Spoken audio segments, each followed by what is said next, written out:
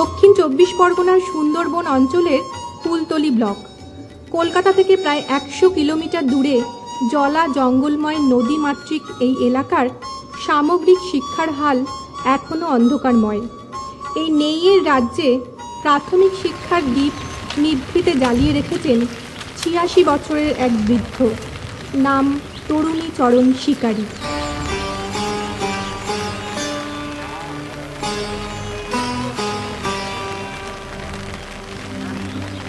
একসময় স্বাধীনতা সংগ্রামী এই খর্বকায় মানুষটি পিছাখালী নিম্ন বুনিয়াদী বিদ্যালয়ের প্রাক্তন শিক্ষক। অবসর নিয়েছেন 16 বছর হয়ে গেছে, তবে আজও তিনি সেই বিদ্যালয়ের একজন নিয়মিত শিক্ষক। অন্তরের তাগিদে আর শুধুই শিক্ষকতার আকর্ষণে চলে আসেন 4 ক্রোশ পথ অতিক্রম করে নদী পেরিয়ে। আর পারিশ্রমিক বলতে সামান্য সরকারি অনুদান আর এলাকার মানুষ ও স্কুল পড়ুয়াদের ভালোবাসা।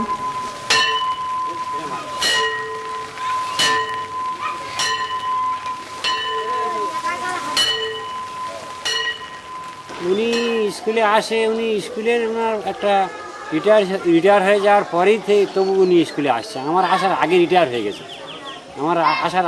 হয়ে গেছে, কিন্তু আমি এসে দেখছি উনি স্কুলেই আসে সবসময়। ছেলেপেলেদের পড়াশোনা করা, যত দুর্যোগ ওই নদী পার হয়ে এই কাদা পথ, বর্ষার সময়, শীতের সময় উনি চাদর মুড়ি দিয়ে স্কুলে আসবেন। স্কুলে আসলে উনি ভালোই থাকেন এবং স্কুলে এসে এমনকি আমাদেরও পর্যন্ত উনি ঠিকমতো ক্লাস করো, ঠিকমতো যাতে পড়াশোনা হয়, অন্য অন্য শিক্ষকরা যাতে ঠিকমতো আসে, ক্লাস ঠিকমতো যেন হয়, আমাদের উনি স্টেপ নেয়। আর আরেকটা কথা হচ্ছে, উনি এই স্কুলে ধরতে গেলে অনেক দিন 40 বছর যাবৎ স্কুলে শিক্ষকতা করেছেন এবং রিটায়ার হওয়ার পরেই উনি আসছেন এখন পর্যন্ত।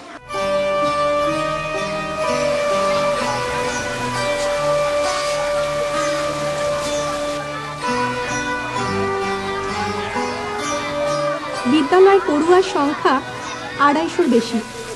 এদের মধ্যে বেশিরভাগই দারিদ্র্য সীমার নিচে বাস করা কৃষিজীবী ও মৎস্যজীবী ঘরে। শুধুই মিড ডে মিল নয়, এই ক্ষুদে পড়ুয়ারা বিদ্যালয়ে আসেন শিক্ষক তরুণীচরণের টানে। কারণ তারা জানেন বৃদ্ধ এই শিক্ষকের লাঠি শাসন নয়, ভালোবাসাই ঝরায়।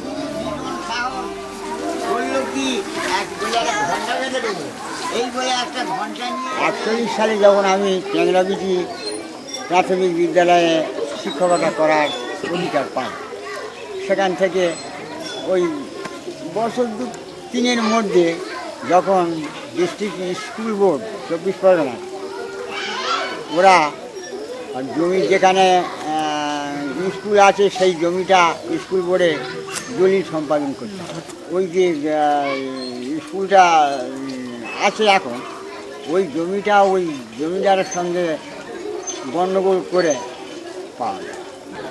যখন অ্যাপয়েন্টমেন্ট পেলাম, তারপরে আমি স্কুল চালাতে থাকি। জমিদার বাবুরা জমিটা দেবে না, তাদের 500 টাকা নিজের গাড়ি থেকে দিয়ে ওরা বন্দুক এনেছিল, ও অস্ত্র মারার লোকও এনেছিল। আর আমাদের যখন 4খানা বন্দুক, 8খানার মধ্যে 4খানা যখন দমদম আওয়াজ হলো, তখন ওরা ভয় পেয়ে পিছিয়ে একদম সোজা পাবে। সেই থেকে আমার স্কুল করা মনে হয়। উনি আমার বাবার শিক্ষাগুরু বলতে পারি। তারপর ওনার কাছে আমরাও পড়াশোনা করেছি। বর্তমানে আমার ছেলে সেও পড়াশোনা করে। তো এই যে তরুণীচরণ শিকারী শিক্ষাগুরু, কুলতলির পিছিয়ে পড়া মানুষদের, এদের সমস্ত বাচ্চা কাচ্চাদের পড়াশোনা করানোর জন্য ইনি ব্যতিব্যস্ত এবং ইনি সবসময়ের জন্য এদের পিছনে রয়েছে, যাতে বাচ্চা ছেলেরা ঠিকভাবে মানুষ হতে পারে।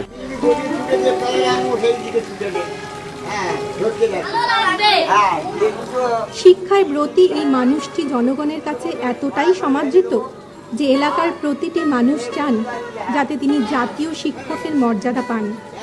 মানুষের ভালোবাসাই আজ তার প্রেরণা।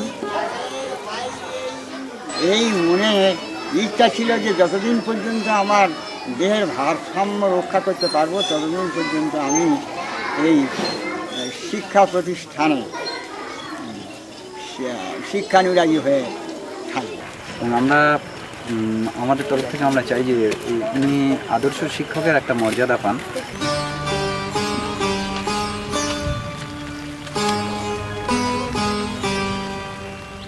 আমরা চাই প্রতিদিন যেন এই রকম একজন তরুণীচরণ আমাদের মধ্যে জন্মান, যিনি নিঃস্বার্থভাবে শিক্ষাকে বিলিয়ে আমাদের নতুন আলোর দিশা দেখাবেন।